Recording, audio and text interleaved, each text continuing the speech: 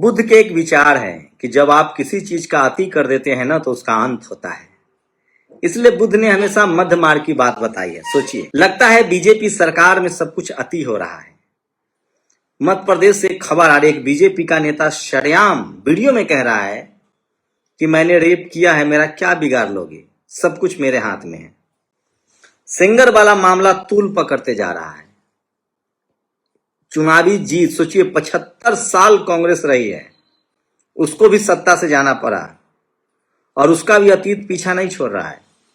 तो ये जो बीजेपी से जो 10 साल में लोग सवाल पूछ रहे हैं, आप क्या कर लेंगे? बात राजनीति की है और ये देश लोकतंत्र है। सोचिए, यूपी में योगी आदित्यनाथ ने क्या कहा था कि कोई जातीय सम्मेलन नहीं होगा और जातीय सम्मेलन पर रोक लगा दी गई थी। यूपी की बात बता रहा हूं, क्यों? क्योंकि दलित, पिछड़े, किसान, आदिवासी, अल्पसंख्यक सम्मेलन करने लगे थे, सामाजिक जागरूकता हो गई थी और लोकसभा चुनाव में 40-41 सीटों का नुकसान हुआ था। यूपी में बीजेपी के सवर्ण समाज से जनरल कैटेगरी के मुख्यमंत्री हैं।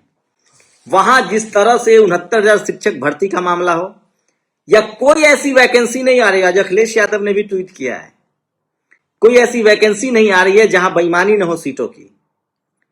अब तो कट ऑफ में एससी, एसटी, ओबीसी का कट ऑफ जो है वो जनरल से ऊपर जा रहा है। और सोचिए, जो योगी आदित्यनाथ की सरकार में कहा गया था कि जातीय सम्मेलन पर रोक है, उस राज्य में जाति के नाम पर विधायक बैठक कर रहे हैं। पहले ठाकुर समाज के विधायकों ने बड़ी बैठक की थी, आप सबको पता है, और अब ब्राह्मण समाज के विधायकों ने बैठक की है। और सोचिए, कल कुर्मी समाज के विधायक बैठक कर ले तो क्या होगा? वो अलग बात है कि कुर्मी समाज से आने वाले, पिछड़े समाज से आने वाले जो उनके अध्यक्ष बनाए गए हैं, वो कह रहे हैं कि ये ठीक नहीं है, बीजेपी इस तरह की राजनीति नहीं करती है। लेकिन बीजेपी कैसी राजनीति करती है चौधरी जी, ये आपको भी पता है, और जब तक आप इस पर बोलेंगे नहीं तब तक आप समझेंगे नहीं। बीजेपी, सोचिए, बीजेपी की राजनीति ये है कि एक तीर से दो शिकार। कभी वाजपेयी ने कहा था कि मेरे पैर में 2 कांटे थे, एक मुलायम सिंह यादव और एक मान्यवर कांशीराम साहब, क्योंकि दोनों मिल गए थे और नतीजा हुआ कि दोनों कांटे को मैंने दोनों कांटों का इस्तेमाल करके निकाला, मतलब दोनों को लड़ाया और उसके बाद यूपी पर कब्जा कर लिया। यही कोशिश बिहार में हुई। नीतीश कुमार को अपने पाले में लाकर आरजेडी को खत्म करने की कोशिश हो रही है। लेकिन सोचिए, जो लोग आरजेडी को खत्म करने की कोशिश कर रहे हैं, अब उनकी भी खत्म होने की बारी है और चपेट और निशाने पर है उपेंद्र कुशवाहा। उपेंद्र कुशवाहा के 4 विधायक आए थे, बेटा को मंत्री बना दिया। कहा जा रहा है कि उनके 3 विधायक ने बीजेपी के नए राष्ट्रीय उपाध्यक्ष से मुलाकात की है।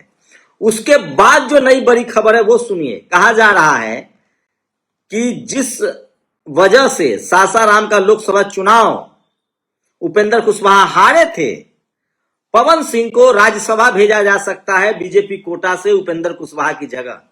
जब इस पर उपेंद्र कुशवाहा से सवाल पूछा गया तो उन्होंने कहा कि ये तो बीजेपी का मामला है। मैं फिर कह रहा हूं, उपेंद्र कुशवाहा को कोई बचा सकते हैं, कोई ताकत दे सकते हैं तो वो नीतीश कुमार। उपेंद्र कुशवाहा पहली बार जब विधानसभा चुनाव जीत के गए तो नेता प्रतिपक्ष नीतीश कुमार ने बनाया। 4 विधायक हैं। अभी बीजेपी हो सकता है कि उनकी पार्टी तोड़ दे, जो कयास लगाए जा रहे हैं, लेकिन आप कल्पना कीजिए कि 4 विधायक में तो वो विधानसभा नहीं जा सकते उनके पुत्र। 4 विधायक में उनके विधानसभा पुत्र नहीं जा सकते हैं विधान परिषद। उनको 6 महीने में जाना है, या तो किसी विधायक से इस्तीफा करवाना होगा या उनको एमएलसी बनाना होगा, जिसका वादा हुआ था। और साथ ही चुनाव हारने के बाद उपेंद्र कुशवाहा जी को राज्यसभा बनाया गया, अगर उनको रिपीट नहीं किया जाता है तो फिर वो क्या करेंगे, ये बड़ा सवाल है। तो देखने वाली बात होगी कि क्या एक पिछड़े समाज के नेता, कुशवाहा समाज के नेता के साथ बीजेपी खड़ा होती है कि नहीं। लेकिन मैं आपको अंदर की बात बता दे रहा हूं। दरअसल सम्राट चौधरी के कंधे पर बंदूक रखकर बीजेपी पहले उपेंद्र कुशवाहा का शिकार करना चाहती है, क्योंकि उसको पता है कि उपेंद्र कुशवाहा वैचारिक नेता हैं, बहुजन विचारधारा से लैस हैं। वो भले राजनीति में बीजेपी के साथ रहे हैं, लेकिन वो दलित, पिछड़ा, किसान, आदिवासी, अल्पसंख्यक, फूले पेरियार, अंबेडकर की आइडियोलॉजी से रूबरू हैं। ऐसे में सम्राट चौधरी के कंधे पर बंदूक रखा जा रहा है और कहा जा रहा है कि सब कुछ सम्राट चौधरी के इशारे पर हो रहा है।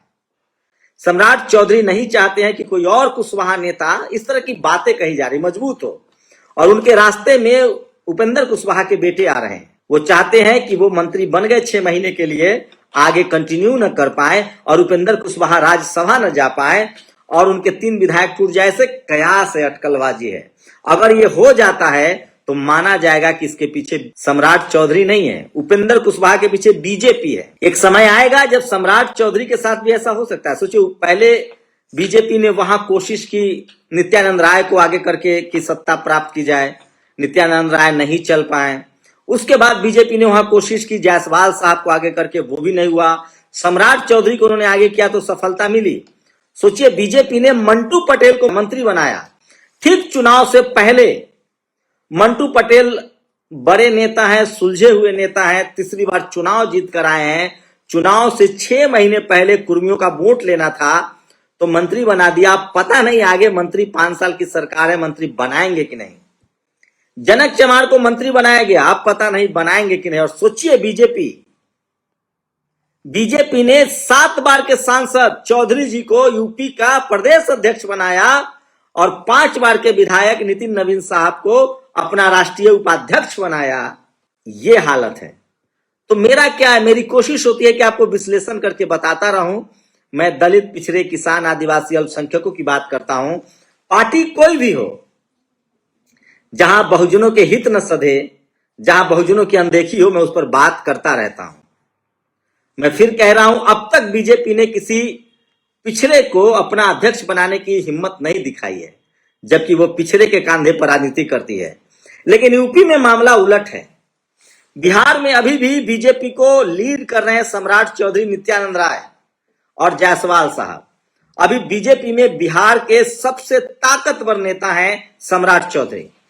उनको उप मुख्यमंत्री बनाया गया है, वो गृह मंत्री भी हैं और नीतीश कुमार के भी वो पसंदीदा हैं। लेकिन कोशिश की जा रही कि उपेंद्र कुशवाहा की हैसियत खत्म कर दी जाए। मैं फिर कह रहा हूं, उपेंद्र कुशवाहा के हमेशा मददगार नीतीश कुमार रहे हैं। अब नीतीश कुमार अगर अभी भी उपेंद्र कुशवाहा के करीबी रहें या उनको चाहें तो उनका बेटा राज्यसभा भी जा सकता है। और अगर उपेंद्र कुशवाहा नीतीश कुमार के साथ जाते हैं तो वो राज्यसभा भी जाएंगे और बीजेपी की अकड़ भी ढीली होगी, क्योंकि 17 में से 4 और घटा दीजिए। तो देखिए, अभी राजनीति में बहुत कुछ है, लेकिन एक बात तो तय है कि बीजेपी दलित पिछड़े नेताओं का इस्तेमाल अच्छे तरीके से करती है और जब एक दूसरे को काटती है। तो सम्राट चौधरी और उपेंद्र कुशवाहा को आपस में गत्थम गुत्था करवाया जा रहा है और बदनाम सम्राट चौधरी हो रहे हैं। खैर, भविष्य में तय होगा। लेकिन बिहार वाला, जो कि बिहार में बीजेपी को सम्राट चौधरी लीड कर रहे हैं, पिछड़ा मुख्यमंत्री हैं, नीतीश कुमार कुर्मी कुशवाहा का एक कॉम्बिनेशन है। कुछ अति पिछड़ी समाज के लोग जो है वो नीतीश कुमार के साथ हैं। इसलिए, लेकिन यूपी में खेल अलग है। यूपी में योगी आदित्यनाथ ने कहा कि हम यहां जातीय सम्मेलन नहीं होने देंगे। और सोचिए, पिछले बार कुर्मी, यादव, कुशवाहा ने एक साथ वोट किया और 41 सीटों का लोकसभा का नुकसान हुआ था।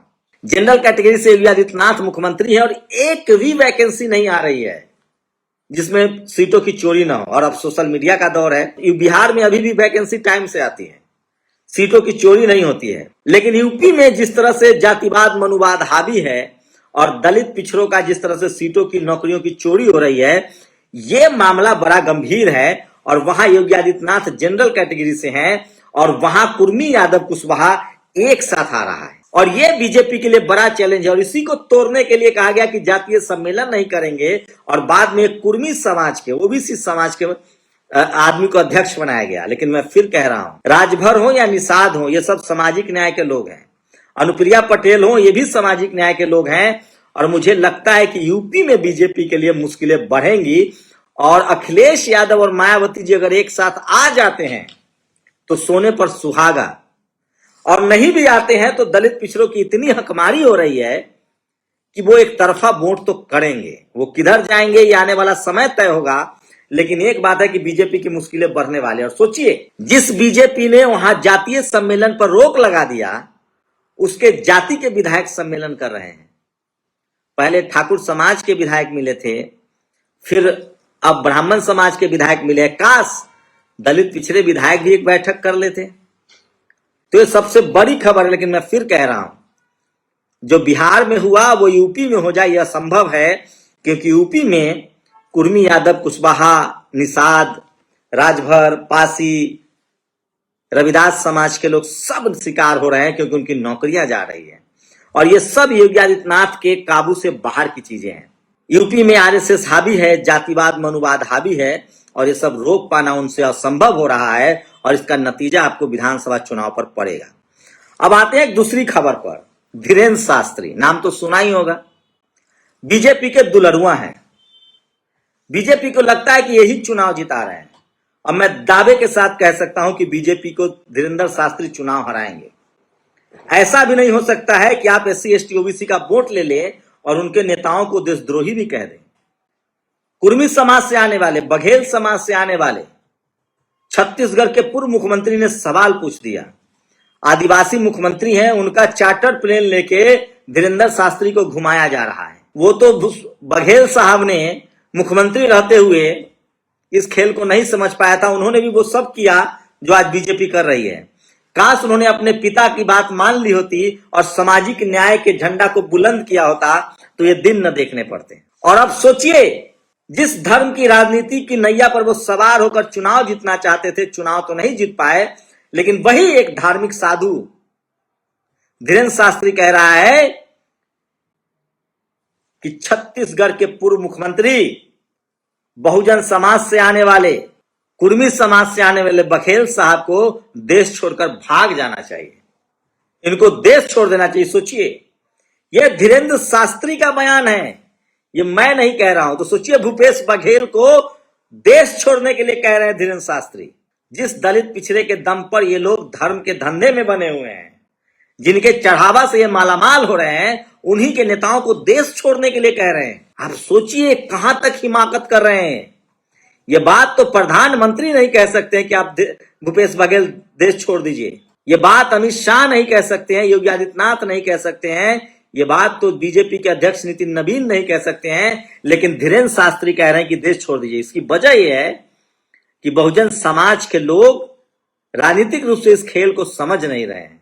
मैं फिर कह रहा हूं, धीरेन्द्र शास्त्री को कुछ दिन और बोलने दीजिए। मैंने शुरू में कहा था अति सर्वत्र वर्जते, इसलिए मध्य मार्ग करने के लिए बुद्ध ने कहा है मध्य मार्ग रहिए।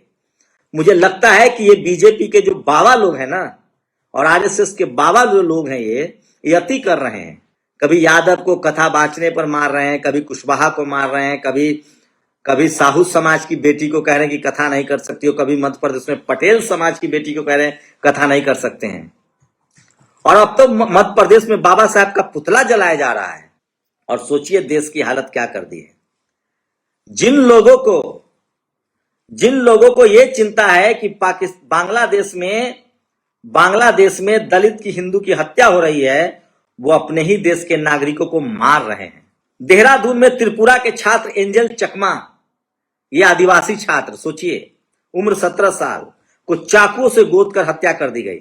एंजल कुछ सामान खरीदने गए थे, तभी कुछ युवकों ने चाइनीज, चिंकी, मोमोज जैसे कमेंट किए, विरोध करने पर हमला बोल दिया। 17 दिन तक इलाज चला। मारने वाले का नाम नहीं सुनेंगे आप। वो MBA के छात्र थे। आरोपी शौर्य राजपूत, अविनेश नेगी, सूरज खवास, आयुष बदोनी, सुमित गिरफ्तार हैं और मुख्य आरोपी यश अवस्थी की तलाश जारी है। जो नफरत बोया जा रहा है ना, दलितों को, आदिवासियों को, मुसलमानों को मार रहा है। मैं फिर कह रहा हूं कि जो भी जाति, दलित, धर्म और क्षेत्र के नाम पर हिंसा कर रहे हैं, वो देश के दुश्मन हैं और संवैधानिक तरीके से इनका विरोध कीजिए। ऐसे रोज मामले आ रहे हैं जब अपने ही देश, मैं बार बार कह रहा हूं, इस देश में सबसे बड़ा आतंकवाद जातीय आतंकवाद है। ये जिन लोगों को बांग्लादेश और पाकिस्तान के हिंदुओं की चिंता है ना, ये बहुत बड़े साजिश खोर हैं। इनकी हैसियत नहीं है कि बांग्लादेश से और पाकिस्तान जाकर रिपोर्टिंग करें। ये सरकार से सवाल नहीं पूछ सकते हैं कि अल्पसंख्यकों पर हमला हो रहा है, चुप क्यों है। बांग्लादेश और पाकिस्तान को सीधा करने की जिम्मेदारी तो सरकार की है ना। और यही वो हिपोक्रेट लोग हैं जो अपने ही देश में दलित, पिछड़े, किसान, आदिवासी, अल्पसंख्यकों की हत्या करते हैं, तब इनके मुंह में सांप सूंघ जाता है। अरे अपने देश के दलित, पिछड़े, किसान, आदिवासी की नौकरी चोरी करते हो, जाति के नाम पर उनको मारते हो, और तुमको बांग्लादेश की चिंता है। बांग्लादेश की चिंता नहीं है तुमको, पाकिस्तान और बांग्लादेश के हिंदुओं की चिंता नहीं है आपको। आप इस देश के दलित, पिछड़े, किसान, आदिवासी, अल्पसंख्यकों को बेवकूफ बना रहे हैं, उनका वोट ठग रहे हैं धर्म के नाम पर। आपको चिंता होती तो इस देश के दलित पिछड़ों के मामले पर भी आपका मुंह खुलता। लेकिन अब ये आपकी चालाकी एक एक बहुजन समझने लगा है। और धीरेन्द्र शास्त्री जी, आपकी हैसियत नहीं है कि आप भूपेश बघेल को देश छोड़ा दें। बहुत पानी बह गया है, बहुजन समाज के लोग जागरूक है, एकजुट है। कितना बाम सेफ का आप कार्यक्रम रद्द कीजिएगा कटक की तरह। सोशल मीडिया है, बहुजन मीडिया है, समाज एकजुट हो रहा है। शुक्रिया। नेशनल दस्तक की आपसे गुजारिश है कि अगर इसको बचाना चाहते हैं तो नेशनल दस्तक को सब्सक्राइब करने के लिए रेड कलर के सब्सक्राइब बटन को दबाएं, फिर बेल आइकन की घंटी दबाएं। नेशनल दस्तक को बचाने के लिए बहुत जरूरी है कि हर खबर को शेयर करें, लाइक करें, कमेंट जरूर करें।